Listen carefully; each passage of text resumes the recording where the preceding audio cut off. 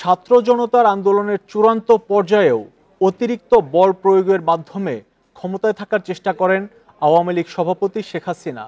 আরও রক্তপাতের মাধ্যমে তাকে ক্ষমতায় টিকিয়ে রাখতে সশস্ত্র বাহিনী ও পুলিশের শীর্ষ নেতৃত্বকে চাপ প্রয়োগ করেন শেখ হাসিনা, জানিয়েছে বিভিন্ন সংবাদ মাধ্যম। প্রিয় নাম্বার সেট করে বিকাশে সেন্ড মানি করুন ফ্রি।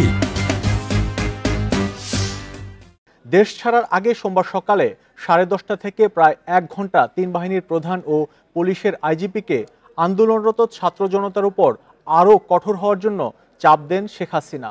পরিস্থিতি একেবারেই নিয়ন্ত্রণের বাইরে চলে যাচ্ছে এমন প্রতিবেদন মানতে রাজি হননি তিনি।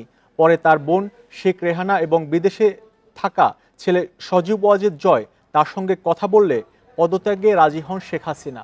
তারপরই দ্রুত বদলাতে থাকে পরিস্থিতি। পদত্যাগপত্র জমা দিয়ে সামরিক হেলিকপ্টারে করে বোন শেখ রেহানাকে সঙ্গে নিয়ে দেশ ছাড়েন শেখ হাসিনা।